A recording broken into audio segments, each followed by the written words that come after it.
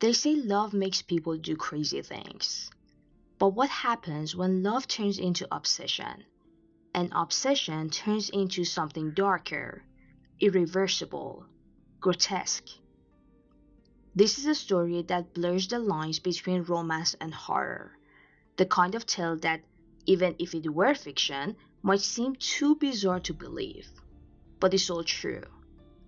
Tonight, we're diving into the twisted saga of Bert Pugash and Linda Reiss. It's New York City, 1957.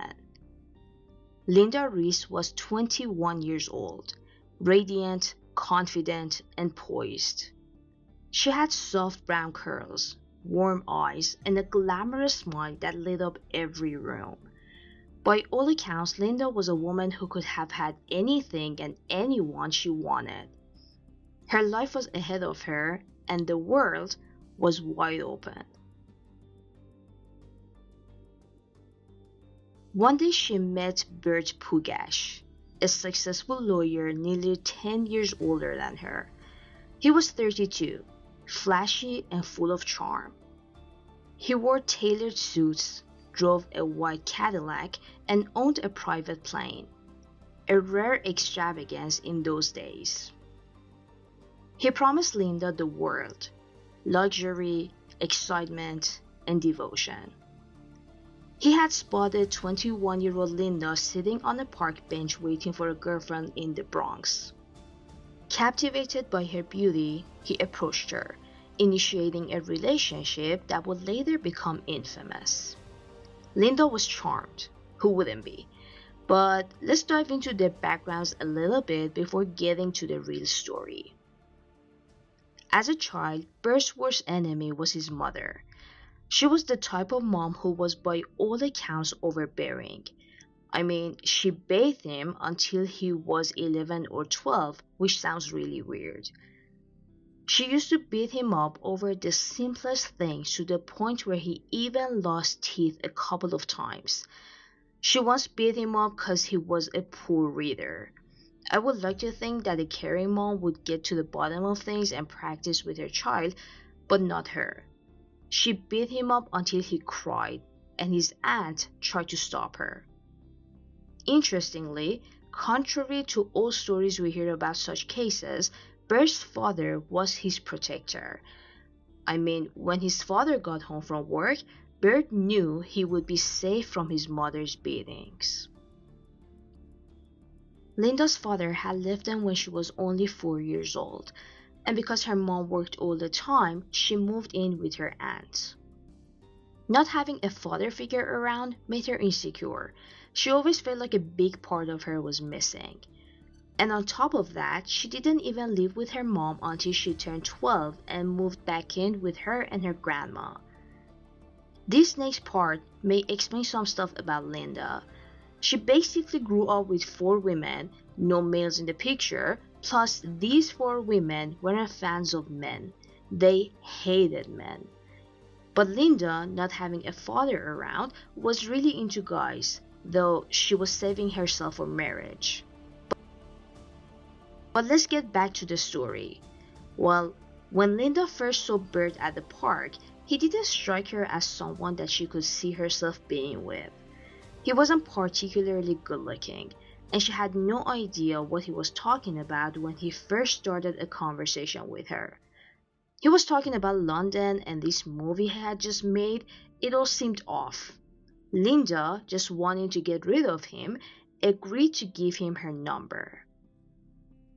But he successfully swept her off her feet when he sent her flowers and asked her out for drinks. He made her feel like a Hollywood star. He wined and dined Linda, took her to nightclubs, lavished her with gifts. He made her feel special, irresistible even. He told her he loved her. Every single morning, he would pick her up to grab breakfast together, then take her to work. He would show up at her place of work at lunchtime and take her out for lunch. He would again reappear after work to take her home for a change of clothes. Then they would hit the town together. He actually owned a nightclub, and the band at the nightclub was instructed to play the song Linda every single time she walked in. We pass on the street, my heart skips a beat. I say to myself, hello, Linda. If only she'd smile, I'd stop her a while, and then I would get to know Linda. At his nightclub, Linda met and hung out with famous stars. It was all like a dream, and neither Linda or her friends could believe that Linda had struck gold. But not everything is as it seems. Bert confessed that he was married to a woman named Francine, and that he had a daughter who was retarded. His daughter couldn't walk or talk, she couldn't sit up, she couldn't do anything by herself. But telling her that he never even loved Francine, he promised to leave his wife for her.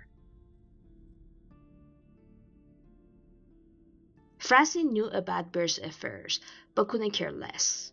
She just wouldn't give him a divorce. But surprisingly, Bert told Linda the very next morning that his divorce was final. Linda had her suspicions, but thinking that he's a lawyer and has connections, didn't reveal her suspicions and decided to check for herself. After hitting this bump in the road, the two started fantasizing about getting married. All Linda's friends had met someone and were one by one getting married, and this made Linda think maybe it was time for her to settle down as well. Bert gave her his guest list, and the two even started house hunting.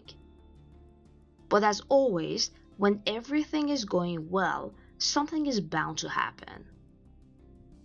Bert started having trouble at work. He was being scrutinized for work he had done as a lawyer, and his career was on the line. The cracks began to show. Bert's promises started to ring hollow.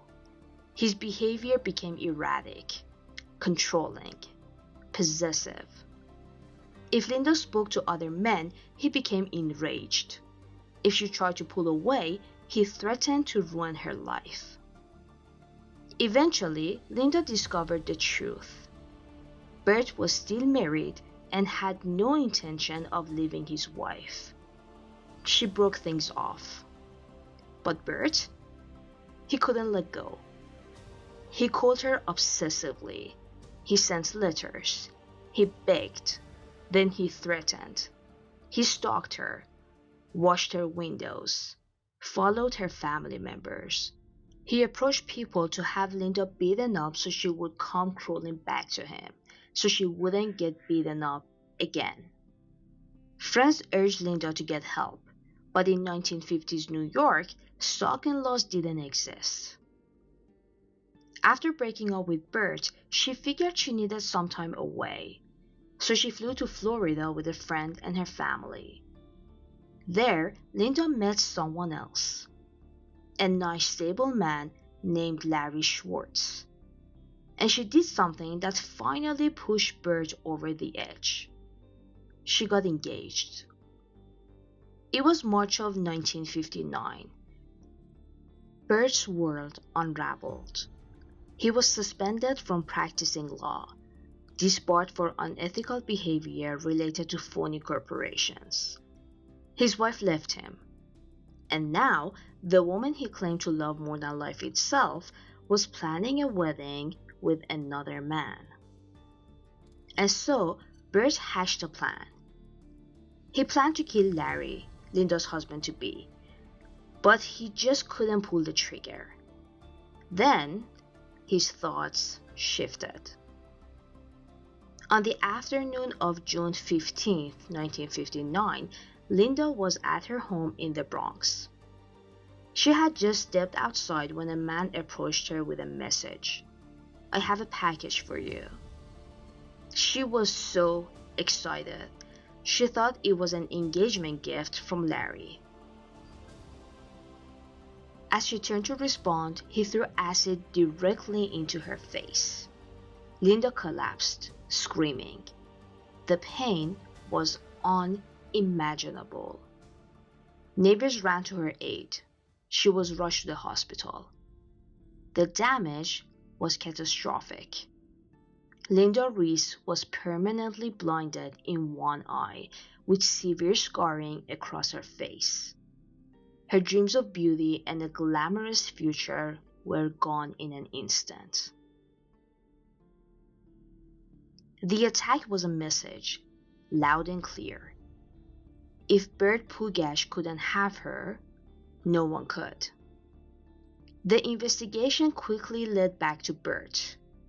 One of the assailants, a petty criminal named Herman Levine, confessed and implicated Bert. He had been paid by Bert to carry out the attack. Bert was arrested and charged with conspiracy and assault. At his trial, he maintained his innocence, but the evidence was overwhelming. Witnesses described his obsessive behavior. A mountain of letters and phone records painted a chilling portrait of a man spiraling into delusion. In 1961, Bert Pugash was convicted and sentenced to 30 years in prison, though he only served 14 years. Linda, meanwhile, tried to rebuild her life.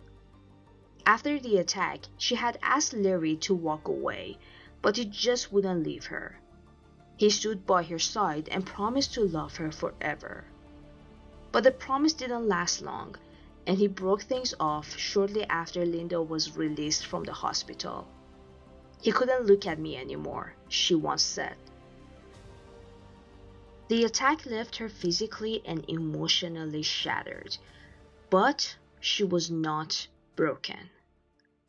She went back to work, refused to hide from the world, and in the words of some, became a symbol of strength in the face of unimaginable cruelty.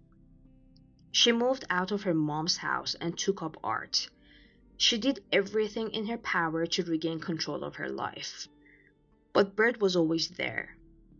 Even from prison, he would send her messages, letters. He would call her. He just wouldn't leave her alone. This was all while Linda was trying to get out there one more time and meet someone she could see herself living the rest of her life with. But whenever she wore her clear glasses, guys seemed to walk away easier than she thought was possible. She was alone and heartbroken. Was this it? Was she gonna be looked at like this for the rest of her life? Was she gonna be alone forever? The thought bothered her, and people around her knew how she felt. How alone and how broken she felt. She had lost her grandma, and her mom was becoming senile. She virtually had no one left. And now, this is where the story takes a turn that defies logic. The kind of twist that leaves even the most seasoned true crime fans in stunned silence. After serving 14 years in prison, Bert Pugash was released in 1974. And get this, he and Linda got back in touch. Yes, you heard that right. Despite everything, the stalking, the acid, the trial, the prison sentence, Linda agreed to see Bert again. At first, she said it was curiosity, then friendship. And who was the matchmaker? The officer who was in charge of protecting Linda when she first was attacked and spent time at the hospital. This officer, who was a woman and a friend of Linda's, told Linda that she should give Bert a chance. Hear him out. And she did. Then in 1976, to the shock of everyone, Linda Reiss married Bert Pugash. But why? The world couldn't understand. Reporters hounded them. Psychologists speculated. Some said it was Stockholm Syndrome. Others suggested Linda was exerting control, flipping the power dynamic after years of being a victim. Still others believed Bert had expertly manipulated her again. But Linda, she gave her own answer. He cared for me. He made me laugh. No one else ever came for me after the attack. He was the only one who stayed. 18 years ago, an unusual love story began to unfold right here in New York. The Pugashes maintain that their bizarre love story has resulted in a happy marriage. Why did you marry a man who blinded you, disfigured you so many years ago? It's something that was very, very hard for me to come to terms with, to myself. It's very hard to, after something like this happens, say, gee, I still care for this man. Here, it's hard to admit it to yourself, let alone the rest of the world. Are you both happy? I am. How are you? Yeah, I'll go through it too. Yeah. Why not? Sure. Their marriage was chaotic, sometimes volatile, often surreal. In the early 2000s, their story was chronicled in the documentary Crazy Love, a title that captured the paradox perfectly. And something even more interesting, Bert Pugash faced legal trouble again in 1997. He was accused of harassing and threatening another woman with whom he had a 5-year affair. When she attempted to end the relationship, Bert allegedly told her it's 1959 all over again, a chilling reference to his previous crime. And Linda, she testified in his defense, describing him as a wonderful and caring husband. She acknowledged his infidelity, but dismissed the criminal allegations, stating he was a naughty little boy who had been caught. Hey, you guys, do your wives know what you're doing all the time? The only thing, you guys are smart enough not to get into a jackpot like this. What do you, now how did this... Hey, come on. I mean, like, this is the first affair. Nobody's ever heard of this. Come on, give me a break. My wife knows that I'm innocent, and my wife is very angry at what happened here, and she's told the press that constantly, that I haven't done anything. The man didn't hit her. He didn't touch her. He didn't stalk her. He did nothing. Ultimately, Bert was convicted of 1 count of harassment and served 15 days in jail. In 2013, Linda Reiss Pugash died of heart failure at the age of 75. By that point, she was totally blind. Bert was by her side. They had been married for 39 years. Bert Pugash passed away on December 24, 2020, at the age of 93 in Queens, New York. So, what do we make of this story? Is it about love, obsession, forgiveness, madness? Maybe it's all of the above. Or maybe it's a cautionary tale about how dangerous love can become when twisted by ego, power, and desperation. In the end, Bert Pugash and Linda Reiss lived out their lives together, not as strangers, not as enemies, but as something else entirely. Something darker, something tragic, something unforgettable. Thank you for listening to this episode of Crime Alley Documentaries. Until next time, be careful who you fall for. Please leave any theories or comments you might have for us down below. We're really interested to know what you think about this case.